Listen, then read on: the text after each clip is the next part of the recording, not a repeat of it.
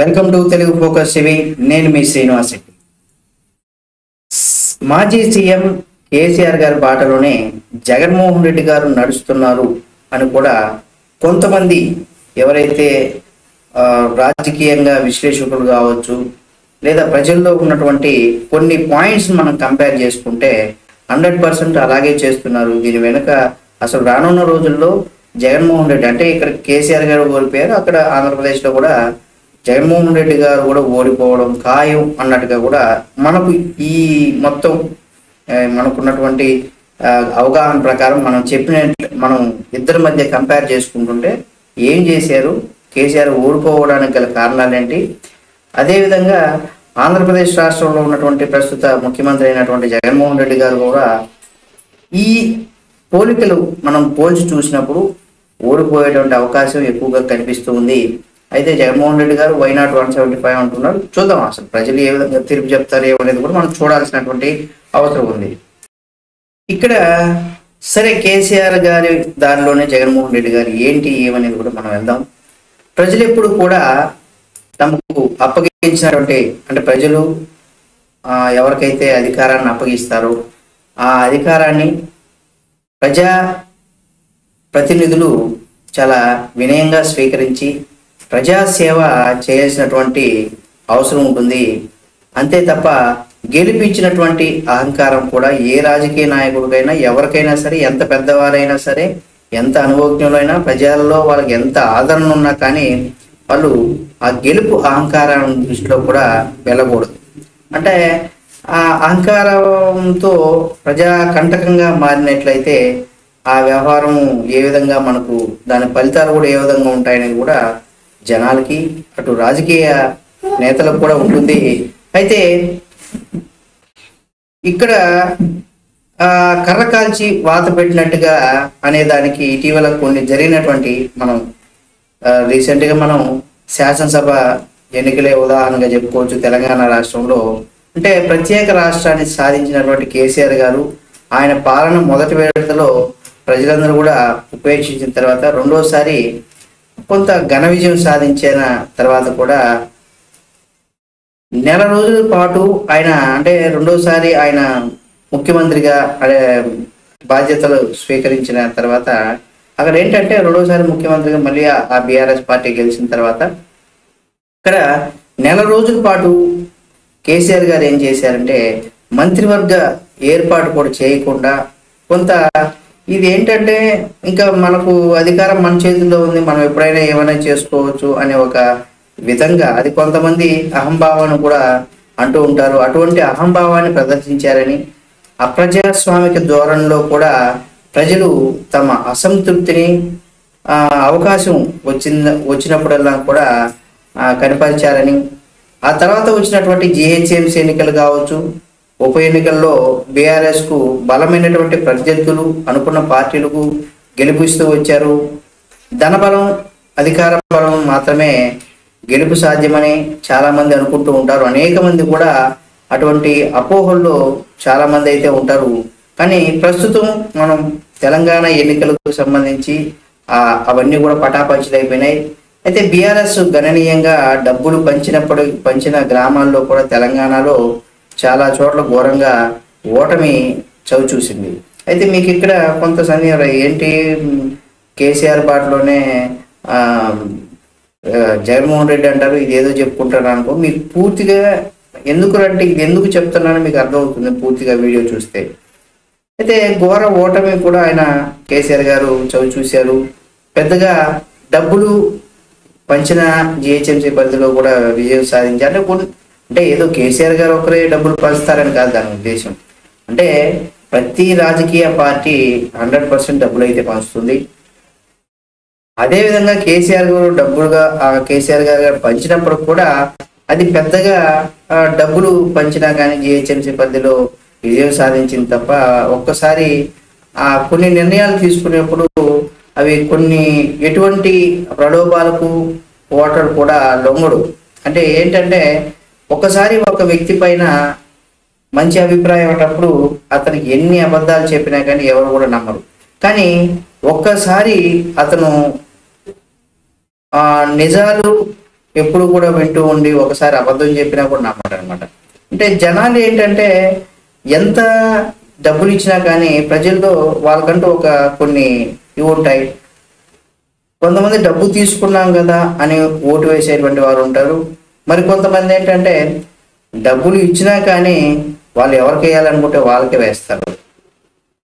కొంతమంది ఏమి తీసుకోకుండా వేసేవాళ్ళు కూడా ఉంటారు. అంటే ప్రతి ఒక్కరు కూడా ఏ పార్టీ కూడా డబ్బులు పంచదు. అలా పంచుకోవాలంటే వేల కోట్ల రూపాయలు ఓన్లీ ఎలక్షన్కే ప్రజా ప్రతినిధులుగా ఉండేటువంటి వాళ్ళు ఖర్చు పెట్టాల్సినటువంటి పరిస్థితి ఉంటుంది. కాబట్టి అంటే ఓటర్ ఎప్పుడు కూడా కొన్నిసార్లు డబ్బులకు లొంగచ్చు, మద్యానికి లొంగచ్చు, లేదా రకరకాల కారణాలతో ఉండొచ్చు. కానీ ప్రలోభాలకు ఎప్పుడు కూడా ఒక్కోసారి ఓటరు లొంగడనేసి కూడా చాలా మంది రాజకీయ పార్టీలు అయితే గుర్తుపెట్టుకోవాలి.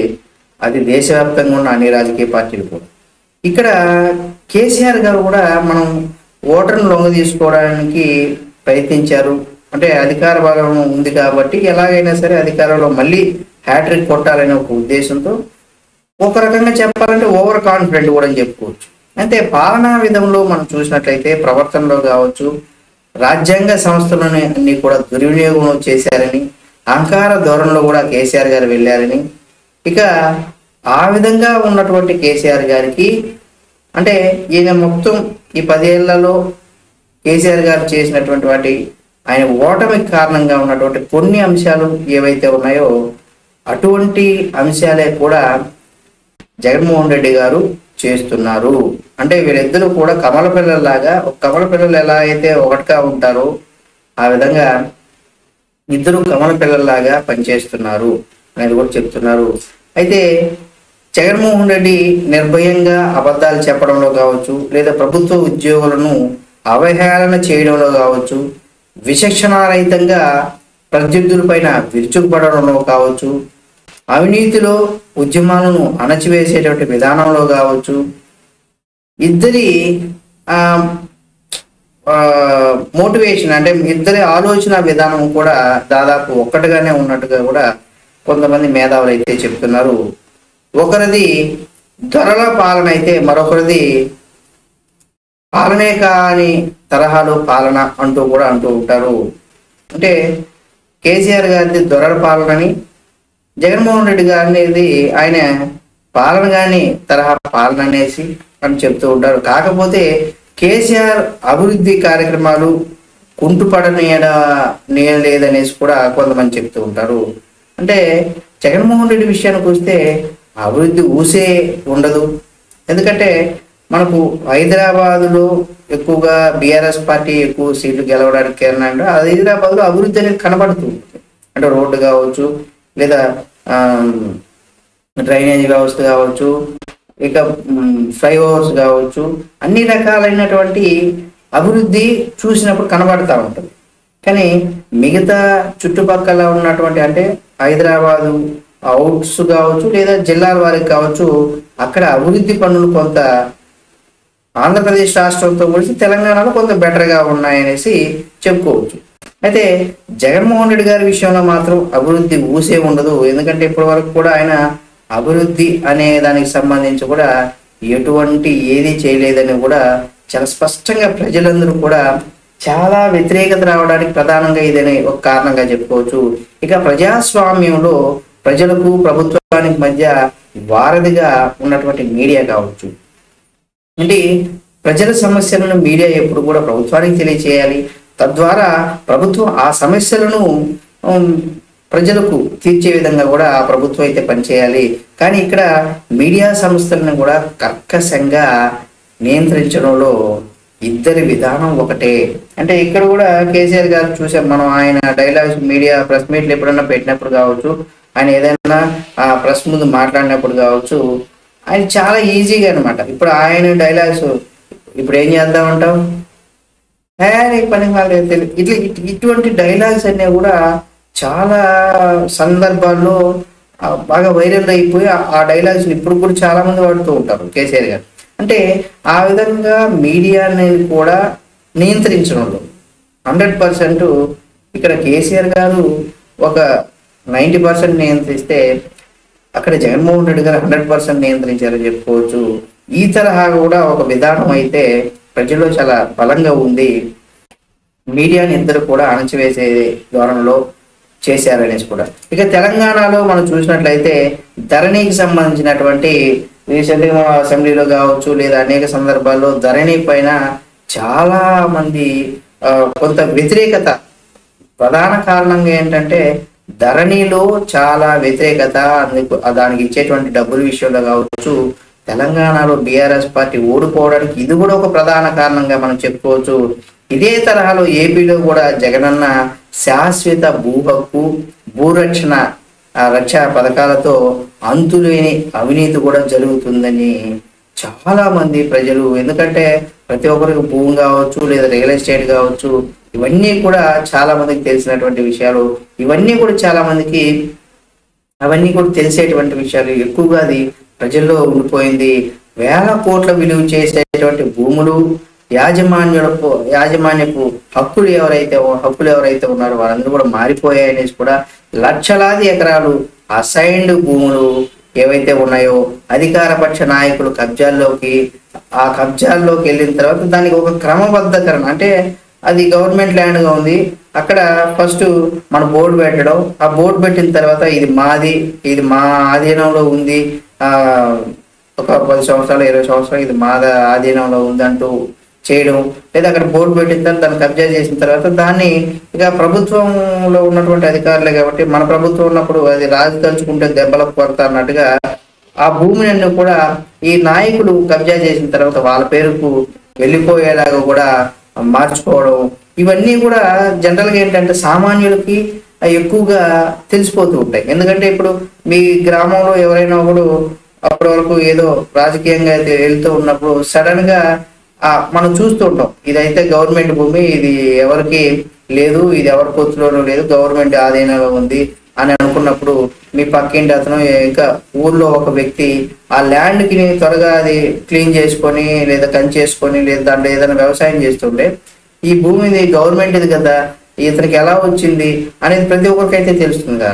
ఆ విధంగా ఏంటంటే ఇక్కడ 2 రాష్ట్రాల్లో, ఇక్కడ ధరణి విషయంలో కావచ్చు, ఇక్కడ ఏపీలో భూమిని క్రమబద్ధీకరణ అనేది దానికి కబ్జాలు చేసిన తర్వాత ప్రభుత్వానికి సంబంధించిన నాయకులు వీళ్ళు కార్యకర్తలు ఎవరైతే ఉంటారో కబ్జాలు చేసిన తర్వాత దాన్ని క్రమబద్ధీకరణ చేసేటువంటి విధానంలో కూడా వాళ్ళ పేర్లన్నీ కూడా సామాన్యులు ఎవరైతే ఉంటారో వాళ్ళకు కూడా కొంత ఇబ్బంది పడే విధంగా ఆ విధంగా వాళ్ళు 100% వాళ్ళు చేసేసుకున్నారు.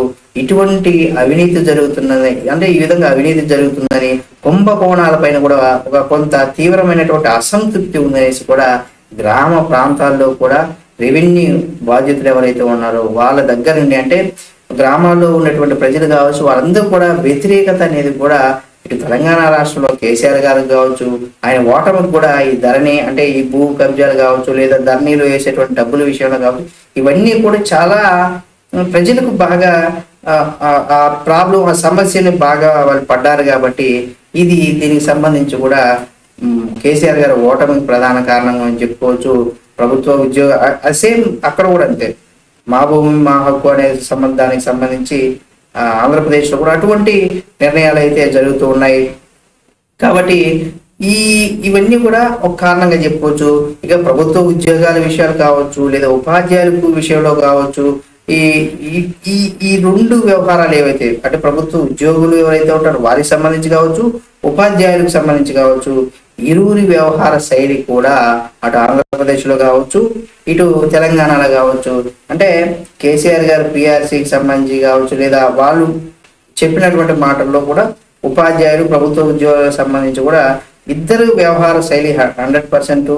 జనరల్గా టీచర్స్ ఎవరైతే ఉంటారో వాళ్ళందరికీ ఇక్కడ అవగాహన బాగా ఉంటుంది. మామూలు జనరల్ వాళ్ళకంటే కూడా వాళ్ళకి రావాల్సినటువంటి బకాయిలు కావచ్చు లేదా పెంపు కావచ్చు, పిఆర్సీ రకరకాల ఏదైతే ఉంటారో వాళ్ళు అనుభవిస్తూ ఉంటారు. కాబట్టి ఇద్దరు వ్యవహార శైలి అయితే, అంటే అటు కేసీఆర్ గారు కావచ్చు అటు జగన్మోహన్ రెడ్డి గారు కావచ్చు, ఇద్దరు వ్యవహార శైలి కూడా ఒకటిగా ఉందని చెప్పుకోవచ్చు. ఆసరా పింఛన్ల విషయంలో కావచ్చు, రైతు బంధు విషయంలో కావచ్చు, గొర్రెల యూనిట్లు, అలాగే దళిత బంధు కావచ్చు, బీసీ బంధు పథకాల ద్వారా కూడా రాష్ట్రంలో ప్రతి ఇంటికి కూడా తాము చేర్చుకొని, అంటే ప్రతి ఇంటిని కూడా తామే చేర్చిన ప్రయోజనాలన్నీ కూడా ఉన్నాయి అంటే ఈ పథకాలు ఏవైతే ఉన్నాయో, అంటే ఆసరా పెన్షన్, రైతు బంధు, గొర్రెల పెంపకం, గొర్రెల ఆ యూనిట్లు ఇవ్వడం, దళిత బంధు, బీసీ బంధు, ఈ పథకాలన్నీ కూడా ఇటు తెలంగాణ రాష్ట్రంలో మేమే ఇచ్చాం, ప్రతి ఇంటికి చేకూర్చాం, ప్రయోజనాలు అయితే మేము అందించాం ప్రజలకి, తమకు ఓట్లు కురుస్తాయనేసి కూడా కేసీఆర్ భావించారు. కానీ తాను అమలు చేస్తున్నటువంటి సంక్షేమ పథకాలే తమను గట్టెక్కిస్తాయనేసి కూడా జగన్మోహన్ రెడ్డి గారు కూడా అక్కడ, అంటే నవరత్నాల పథకాలు ఏవైతే పెట్టారో ఆయనకి ఆ పథకాలే గట్టెక్కిస్తాయనేసి కూడా ఆయన చాలా ఆశలు పెట్టుకొని ఉన్నారు. అయితే ఇద్దరు తమ ముందు ప్రభుత్వాలు అసలు సంక్షేమ కార్యక్రమాలే అమలు చేయనట్టు, అంటే మిగతా ప్రభుత్వాలు ఏవి కూడా ఇప్పటి వరకు కూడా ఎటువంటి సంక్షేమ పథకాలు కూడా అమలు చేయలేదు అనే ఒక విధంగా కూడా ఉన్నారు. అంటే సంక్షేమమే మేమైతేనే చేసాం, మాకే తెలుసు, మిగతా ఎవరికి ఇప్పటివరకు చేయలేదు అనే ఒక వ్యవహార శైలి ఇద్దరి మధ్య కూడా ఉంది.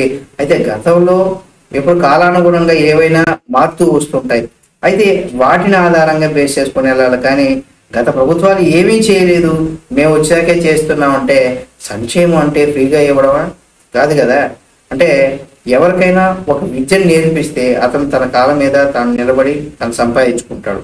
ఏదో ఫ్రీగా ఇవ్వడం సంక్షేమం కాదు.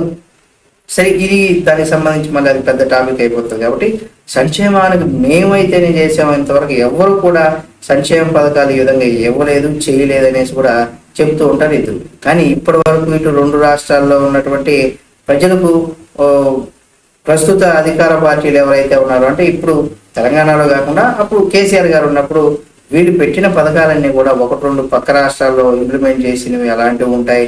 లేకపోతే వీళ్ళే కొత్తగా ఏదో ఒక సమస్యను చూసినప్పుడు అటువంటి ఆ స్కీములు తీసుకొచ్చారు. కానీ ప్రతి సంక్షేమ పథకం ఎప్పటి నుండో ఉన్నది, అది ఇప్పుడు ఎవరో చేసింది కదా, ఎప్పటి నుండో ఉన్నాయి సంక్షేమ పథకాలు. వాటిని వీళ్ళు అధికారంలోకి వచ్చిన తర్వాత వీళ్ళు పేరు మార్చుకొని దాన్ని రన్ చేస్తున్నారు. అంతేగాని తమ ప్రభుత్వమే బాగా చేస్తుంది, గత ప్రభుత్వాలు ఏవి కూడా ఈ సంక్షేమ దృష్టిగా అడుగులు వేయలేదు, ఇవన్నీ కూడా వాళ్ళు తమ ప్రభుత్వం చేయని కార్యక్రమాలు కూడా, అంటే వీళ్ళు చేయని పనులు కూడా వీళ్ళే చేసామని చెప్పుకోవడం, అంటే మంచి అయితే మేమే చేసామని, అవసరం చేస్తున్నా అది మేమే చేసామని చెప్పడం, చెడు అయితే వీళ్ళు చేసినా సరే వాళ్ళు చేశారని చెప్పడం, ఇది ఒక పరిపాటిగా మారిపోయింది అన్నట్టుగా మనం చెప్పుకోవచ్చు.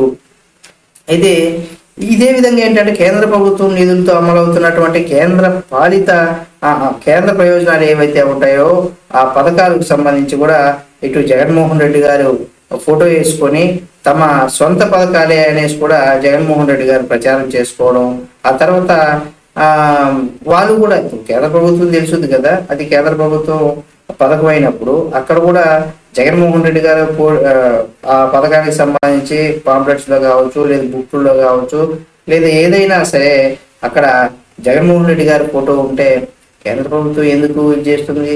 డబ్బులు మనం ఈ పథకాల్ని మన కేంద్ర ప్రభుత్వం ప్రవేశపెట్టి చేస్తుంటే దీన్ని కూడా అతను వ్యక్తిగతంగా, అంటే సొమ్మకూడదు సోకకూడదు అంటూ ఉంటారు కదా, ఆ విధంగా చేసినప్పుడు ఎవరికైనా కొంత ఒళ్ళు మండుతుంది. అయితే ఇటువంటిది అనమాట సొంత పథకాలుగా కేంద్ర ప్రభుత్వం ఉన్నటువంటి పథకాలు ఏవైతే ఇంప్లిమెంట్ చేస్తుందో ప్రతి రాష్ట్రంలో, ఆ పథకాలన్నీ కూడా జగన్మోహన్ రెడ్డి గారు చేస్తున్నట్టుగా కూడా చెప్పుకోవడం. ఇటు కేసీఆర్ గారు కూడా అప్పుడు అదే తరహాలో కొన్ని ఇళ్లకు సంబంధించి కావచ్చు అవన్నీ కూడా చెప్పుకొచ్చారు. అయితే ఏపీ ఈ ఏడాదికి ఇవ్వాల్సినటువంటి 4,047 కోట్ల నిధులు ఏవైతే ఉన్నాయో అవి మంజూరుకు కేంద్రం కూడా రద్దు చేసిందట. అయితే విపరీతమైనటువంటి ప్రచారం కూడా జరిగింది ఒకప్పట్లో.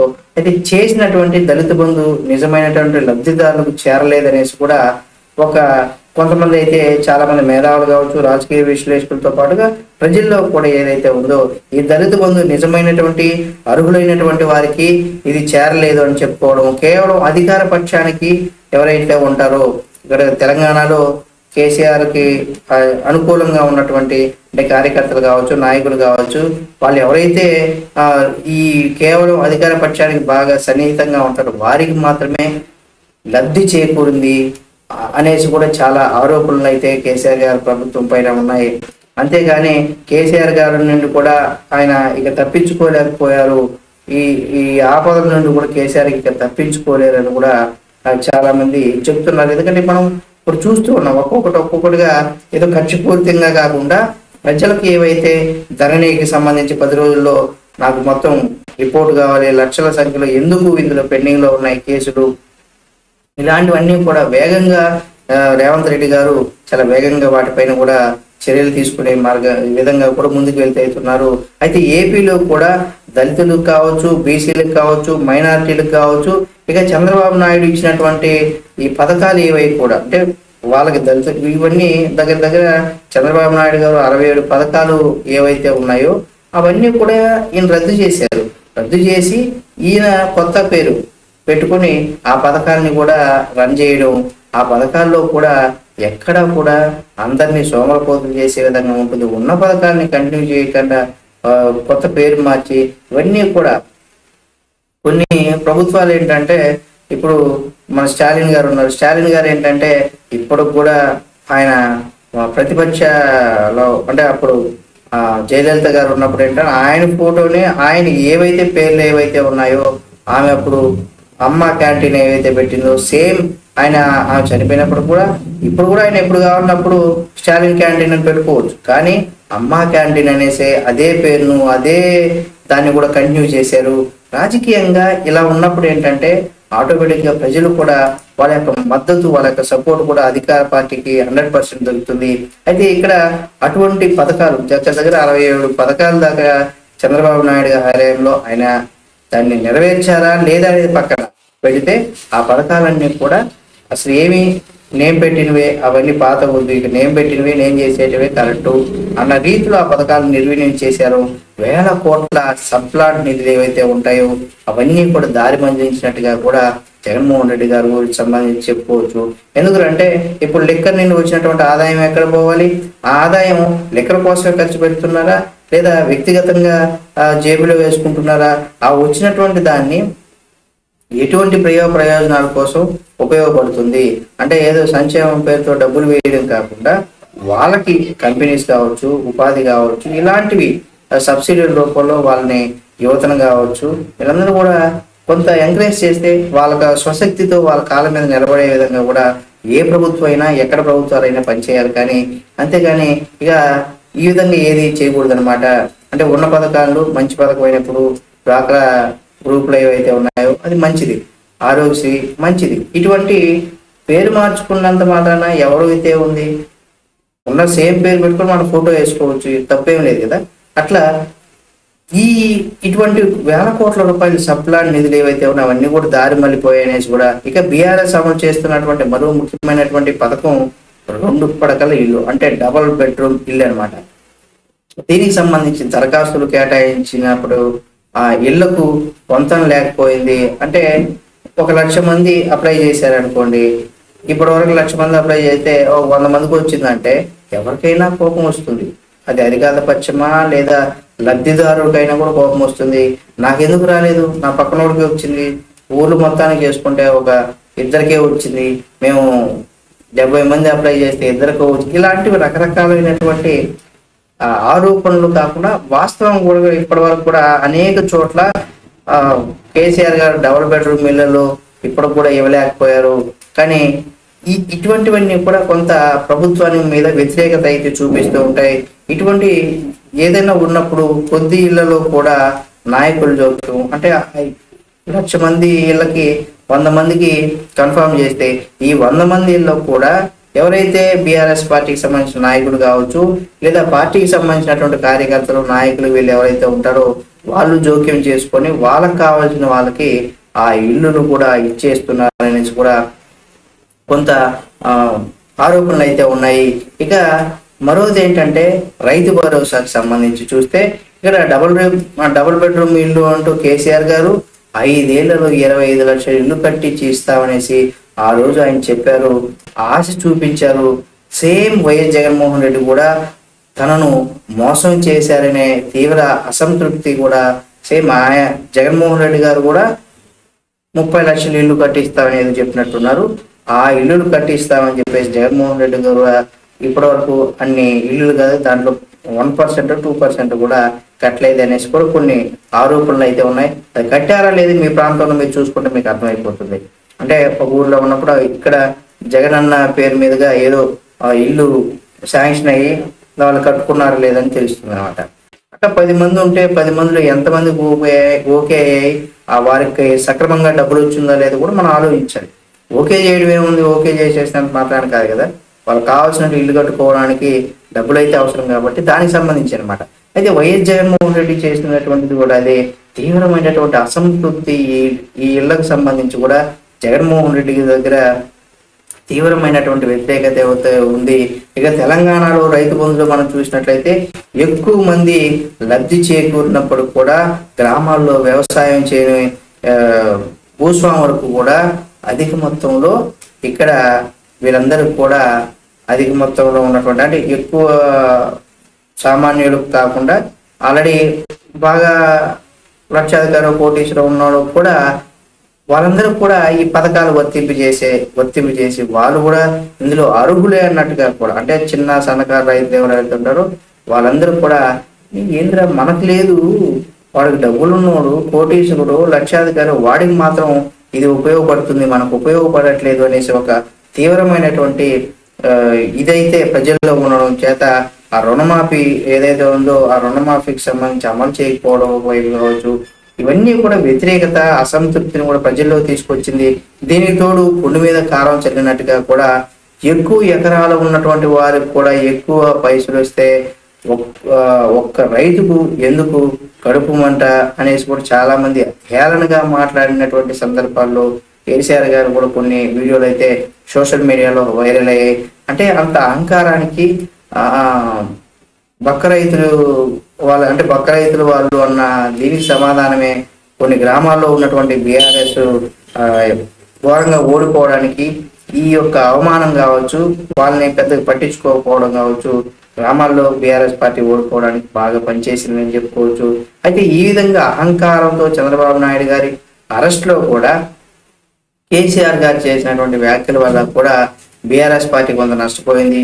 ఒక విధంగా చాలా వరకు కూడా సక్రమంగా అమలు జరిగిందని అనుకున్నటువంటి రైతు బంధు పథకం పైన కూడా కొంత అసంతృప్తి అయితే చాలా మందిలో ఉంది. ఒక రైతుకు ఏడాదికి కేవలం 7,500 మనకి ఇక్కడ చూసినట్టు ఒక్కో రైతుకు ఏడాదికి కేవలం 7,500 రూపాయలు మాత్రమే ఇస్తూ 16 లక్షల మంది కౌలు రైతులకు 10% మాత్రమే ఇచ్చేటువంటి డబ్బులు అయితే దక్కిందని చెప్పుకోవచ్చు. ఆంధ్రప్రదేశ్ రైతు భరోసా పథకం ఏమిటంటే ఫలితాలు ఇస్తుందో కొంత ఊహకందనటువంటి విషయం అనమాట. అంటే ఆంధ్రప్రదేశ్లో ఉన్నటువంటి రైతు భరోసా పథకం ఏదైతే ఉందో అది వీళ్ళు ఊహించిన దాని విధంగా కూడా ఆ పథకం అయితే కొనసాగుతుంది. కేవలం సంక్షేమ పథకాలు మాత్రమే గెలుపోవటమును కూడా నిర్ణయిస్తాయని ఇటీవల మినీ సార్వత్రిక ఎన్నికలు కూడా నిరూపించాయి అనేసి కూడా వాళ్ళు భావించారు. కానీ ఇక్కడ మరో విషయం కూడా చెప్పుకోవాలి, ఆంధ్రప్రదేశ్కి తెలంగాణకి సంబంధించి నీరు నిధుల విషయాలకు సంబంధించి కూడా మనం చూసుకోవాలి. ఇక్కడ నీరు నిధులు నియామకాల విషయంలో ఒక నినాదం అయితే తెలంగాణ అంటే ప్రత్యేక రాష్ట్రం తెలంగాణ రాష్ట్రం రావడానికి పోరాటం చేయడానికి ప్రధాన కారణం ఏంటంటే నీరు నిధులు నియామకాలు. అంటే నీరు వ్యవసాయానికి సంబంధించి వచ్చేటువంటి నీరు విషయంలో కావచ్చు, లేదా నిధులు కేంద్ర ప్రభుత్వం నుండి వచ్చేటువంటి నిధులు కావచ్చు, లేదా ఉద్యోగాలు కల్పించేటువంటి నియామకాలు కావచ్చు. దీనికి సంబంధించి ప్రత్యేక రాష్ట్రం కోసం పోరాడి తెలంగాణ బిడ్డలను కూడా అవి ఎండమావులుగా మారిపోయి వాళ్ళందరూ కూడా కష్టపడి రాష్ట్రం కోసం రాష్ట్రం రావాలనేసి చాలా మంది కూడా ప్రాణత్యాగాలు చేసినప్పుడు కూడా అవి అటువంటివి ఇక్కడ జరగలేదని ఒక ఘోర తప్పిదంగా ఇది కూడా బీఆర్ఎస్ పార్టీ ఓటమికి ఒక కారణంగా చెప్పుకోవచ్చు. సేమ్ ఇదే తరహాలో రాష్ట్ర విభజన సక్రమంగా జరగలేదని రెండు రాష్ట్రాల మధ్య కృష్ణా జలాలు కావచ్చు, అంటే కృష్ణా గోదావరి జలాల పంపకం జరగడం వలన కావచ్చు జల వివాదాలు కూడా తగ్గాయి. ఒక పక్క ఏంటంటే నిరుద్యోగం ఇక్కడ ఉంది, సజావుగా ఇక్కడ మనం నిరుద్యోగం ఒకటే కాకుండా సజావుగా అప్పులున్న అంటే అప్పుడున్నటువంటి ప్రభుత్వాలు కావచ్చు, వాళ్ళు పెట్టినటువంటి పథకాలు కావచ్చు, మరోపక్క 1,00,000 కోట్లు ఖర్చు పెట్టి నిర్మించినటువంటి కాళేశ్వరం ప్రాజెక్ట్ కూడా, లేదా ప్రాణాధారమైనటువంటి మేడిగడ్డ కుంగిపోవడం విషయం కావచ్చు, లేదా అన్నారం బ్యారేజ్లో ఉన్నటువంటి సమస్యలు కావచ్చు, కేసీఆర్ పాలనలోనే కూడా అవినీతి బయట పెట్టేసాయని కూడా ఇప్పుడు కూడా ఇక మనకు ఎక్కువగా దీనికి సంబంధించి వార్తలు వింటూనే ఉంటాం. మరోపక్క ఉద్యోగాలు లేక వేరే రాష్ట్రాలకు తరలిపోతున్నటువంటి యువత, అంటే తెలంగాణలో కొద్దిగా ఉద్యోగానికి సంబంధించి ఈ గవర్నమెంట్ జాబ్ నోటిఫికేషన్ విషయంలో అయితే పూర్తి వ్యతిరేకత ఉంది. ప్రైవేట్ అంటే వాళ్ళు ఎక్కడ కావాల్సింటే అక్కడ, ఇక్కడ ఉద్యోగాలు లేనప్పుడు ఎక్కడ పోయి ఎక్కడో బెంగళూరు లేకపోతే ఆంధ్రప్రదేశ్లో కదా, బెంగళూరు చెన్నై ఎక్కడో చోటకి వెళ్ళి వాళ్ళైతే పని చేసుకుంటారు. ఈ పూర్తి జాబ్ నోటిఫికేషన్ లేక ఇక పేపర్ లీకేజ్ ఇవన్నీ కూడా తెలంగాణ రాష్ట్రంలో చూసి, అసలు ఏపీలో అయితే అసలు జాబ్ నోటిఫికేషన్ లేదనుకోండి. మరోపక్క ఉద్యోగాలు లేక వేరే రాష్ట్రాలకు తరలిపోతున్నటువంటి యువత ఎవరైతే ఉంటారో వాళ్ళకు ఉపాధి కోసం వెతుక్కుంటూ వలస వెళ్తున్నారు. 50% కూడా నెరవేరని ఎన్నికల హామీలు రాష్ట్రాభివృద్ధికి శోధకాలు పోవడం కావచ్చు, పోలవరం విషయం కావచ్చు, ఇక్కడ అలాగే అమరావతి నిర్వినియోగం కావడం కావచ్చు ఆంధ్రప్రదేశ్లో, ఇక అన్నమయ్య ప్రాజెక్టు కొట్టుకుపోవడం అంటే ఇవన్నీ కూడా జగన్మోహన్ రెడ్డి పాలనలో వైఫల్యాలుగా చెప్పుకోవచ్చు. అవినీతికి సాక్ష్యాలుగా నిలిచిపోతుంది జగన్మోహన్ రెడ్డి ప్రభుత్వం అనేసి కూడా చాలా మంది ప్రజలు అభిప్రాయాన్ని అయితే వ్యక్తం చేస్తూ ఉన్నారు.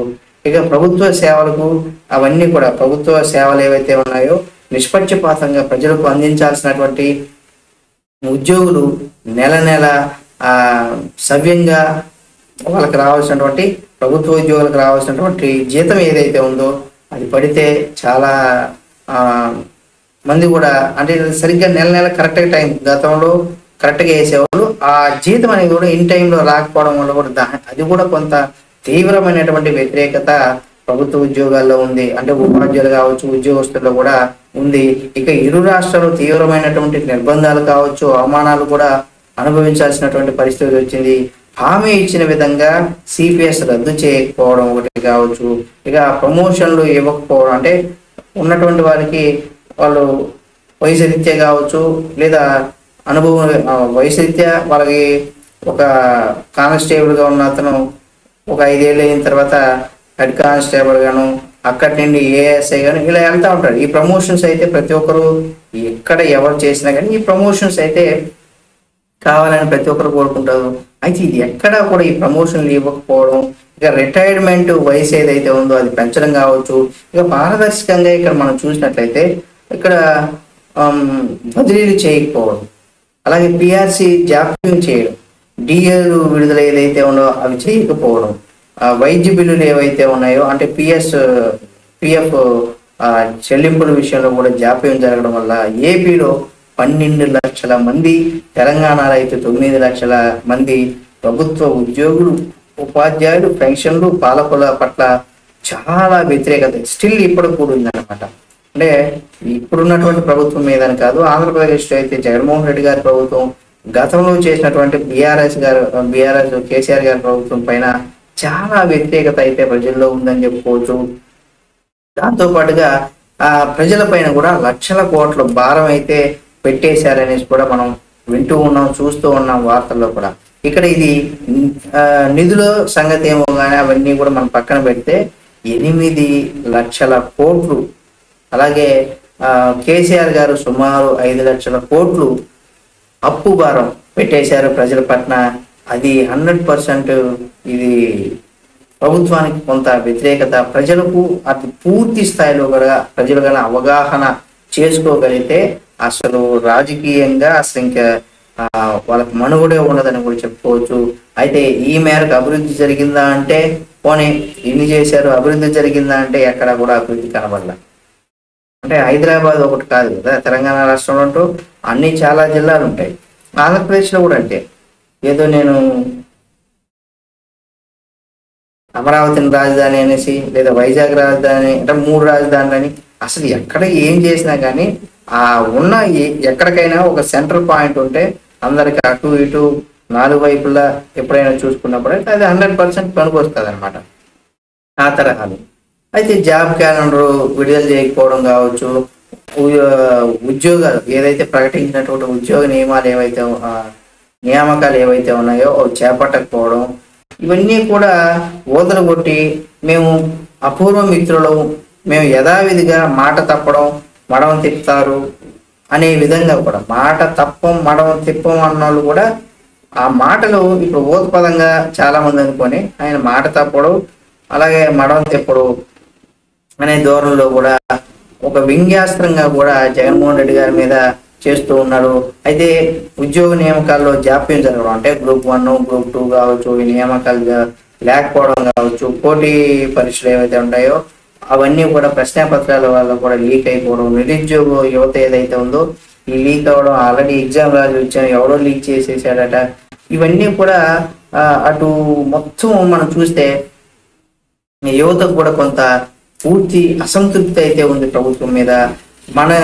మన నీళ్ళు వస్తున్నాయి, మన నిధులు వస్తున్నాయి, మన ఉద్యోగాలు వస్తాయని అనే చాలా మంది తెలంగాణ సోదరులు ఎవరైతే ఉన్నారో వాళ్ళు అనుకున్నారు. ఆ ఆశయంతోనే అమరవీరులు కొంతమంది బలిదానం మీద కూడా ఏర్పడి బంగారు తెలంగాణ అనేది నిరుద్యోగుల ఆత్మహత్యలు కావచ్చు, అప్పులతో దగా పడినటువంటి తెలంగాణ కావచ్చు, అప్పుల తెలంగాణగా కూడా మారిపోయినటువంటి